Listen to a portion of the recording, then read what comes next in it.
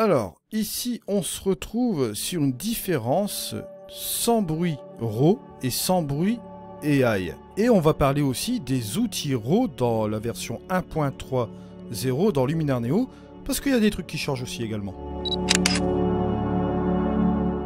Hier, j'ai fait le test complet de débruitage sur Noiseless AI ou sans bruit AI, bien évidemment. On a fait tout cela sur des fichiers RAW. Je vous mets la petite étiquette en haut à droite. Maintenant, je vais vous montrer quelque chose. On va toujours travailler sur du fichier RAW. On va faire la suite d'un test approfondi. Vous allez voir, on va bien s'amuser dans Luminar Neo. Vous allez comprendre le fonctionnement parce qu'il y a des choses qui ont changé aussi également dans le système.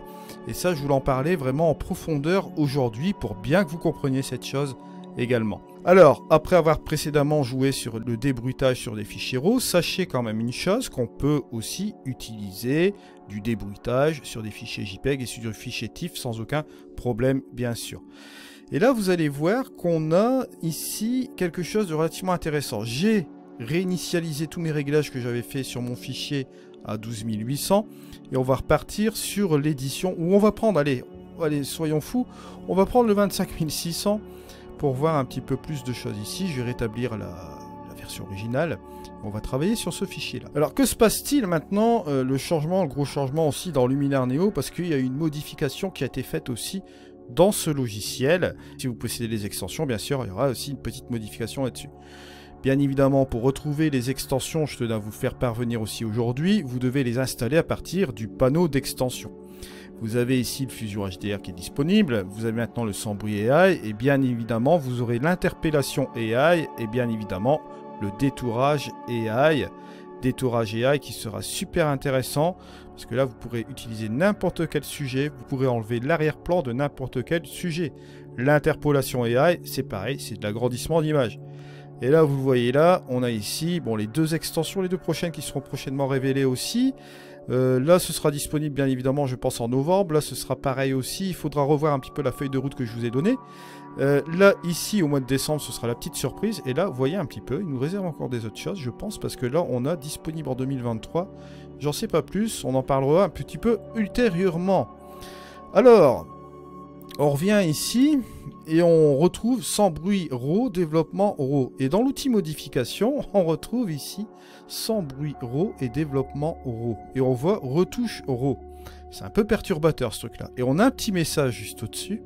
Une photo RAW se développe dès l'instant où vous appliquez un outil non RAW. Vous trouverez les outils RAW dans un panneau indépendant dans modification. Ici, vous allez avoir les retouches RAW avec le développement RAW et le sans bruit RAW. Après, vous avez une photouche RAW se développe dès l'instant où vous appliquez un outil non RAW. C'est tout simple, vous allez comprendre l'astuce. On va ici aller sur le sans bruit RAW.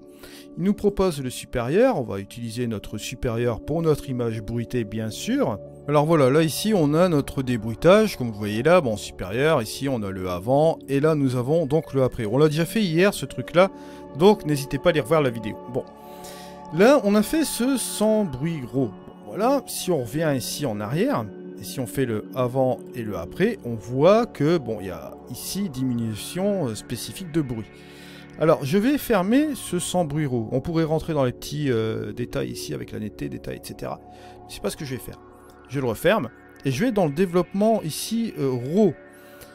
Vous allez me dire, bon là ici ça reste en sans bruit RAW et ça fait un petit décalage, ça pose un petit problème dans l'esprit au début qu'on ne le sait pas. Voilà, maintenant je vais dans le développement RAW, ce que je peux faire c'est prendre rester comme ceci, caméra flat, allez pourquoi pas, ou bien je vais aller chercher un... Allez, je vais prendre un truc caméra standard, voilà, pour pas perdre de temps, vous voyez, juste comme ceci. Après, on peut éventuellement rajouter encore un peu de contraste pour avoir un peu de plus de présence. Allez, les boucher un peu les ombres. Non, on va le laisser comme ça.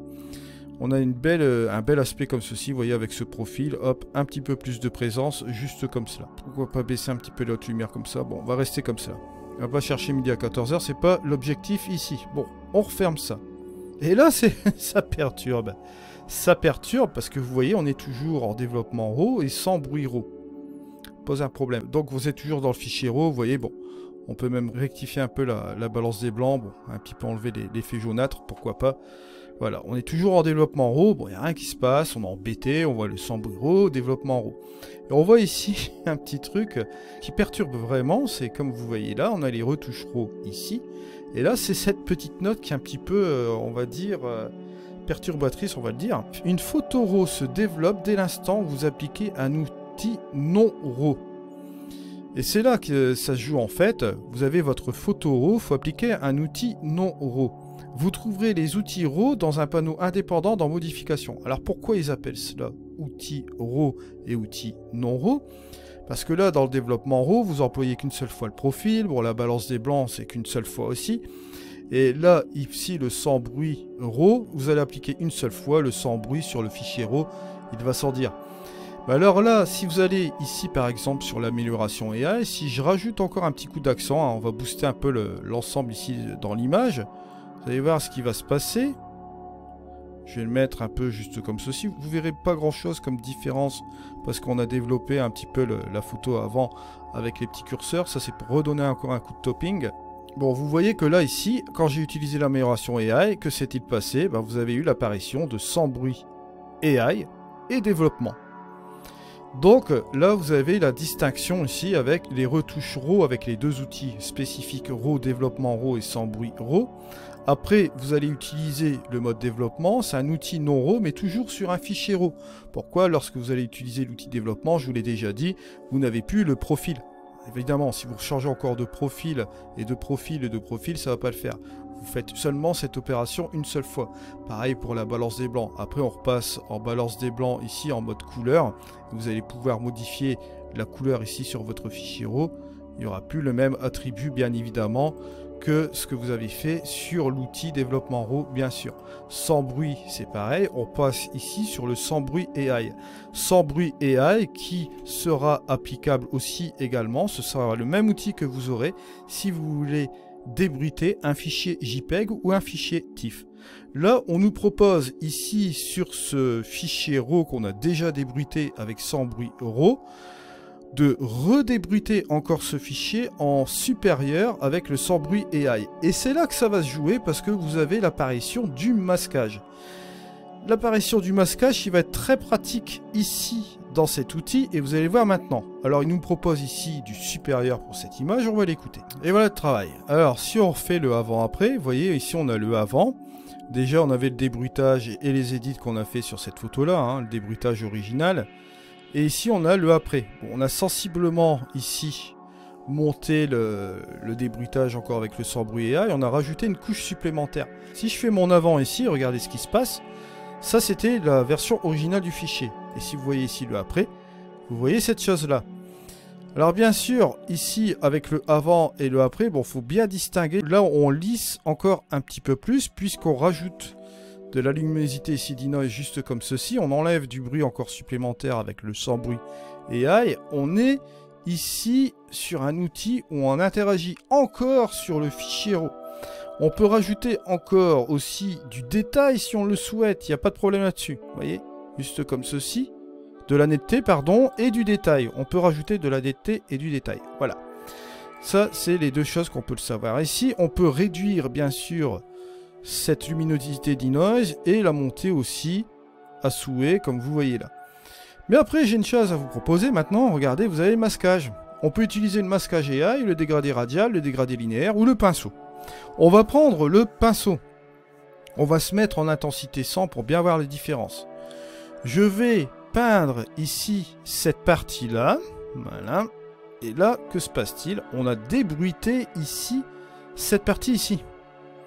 Mais pas le reste ici. Le reste de la partie, on conserve le débruitage du fichier RAW. Ce qu'on avait fait bien évidemment avec sans bruit RAW. Mais là, c'est ce qu'on a fait ici avec sans bruit AI. Si je vous montre le masquage, regardez, vous avez les actions du masque, on va l'afficher ici.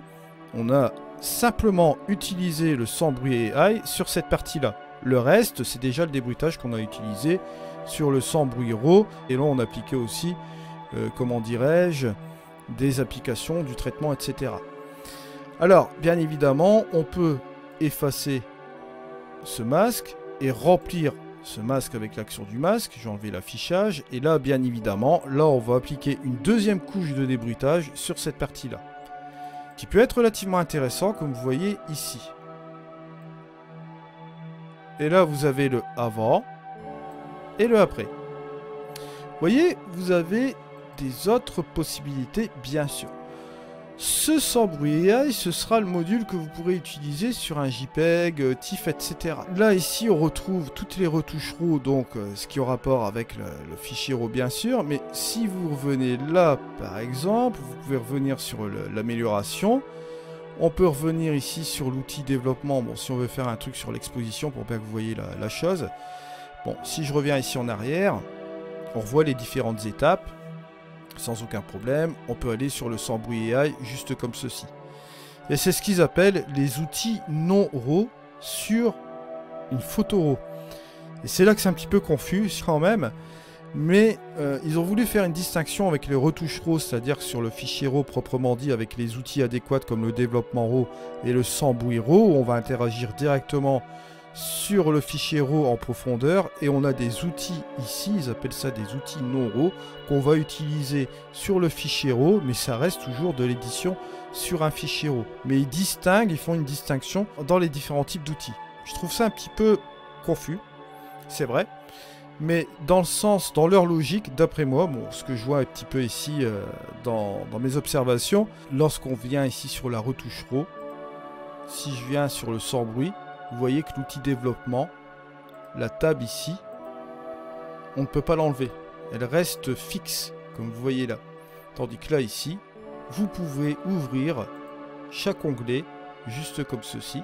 Le dernier onglet prend l'édition avec le précédent onglet, juste comme ceci, et avec le sans bruit, comme cela. Voilà. Tandis qu'ici, dans les retouches RAW, vous pouvez faire ce que vous voulez. Vous êtes sur sans bruit RAW ou développement RAW, bien évidemment. Ça reste toujours dans la retouche RAW. On voit la même visibilité. Si vous allez changer l'exposition, par exemple, vous baissez l'exposition, vous allez sur le sans bruit RAW, vous verrez toujours la sous-exposition du développement RAW, puisque là, on ne fait pas outil par outil, on fait sur un groupe d'outils de l'onglet retouche RAW. Là, ici, si je viens sur l'amélioration et sur le développement, par contre, là, c'est complètement différent. On fait l'édition par édition, comme un petit peu comme un historique, comme on va dire, comme cela. Et on revient ici sur la dernière phase qui est juste là. Petite précision que je tenais à vous donner bien sûr également. Je vous remercie de m'avoir suivi. On se retrouve dans une prochaine vidéo. C'était Eddy. Allez, au revoir.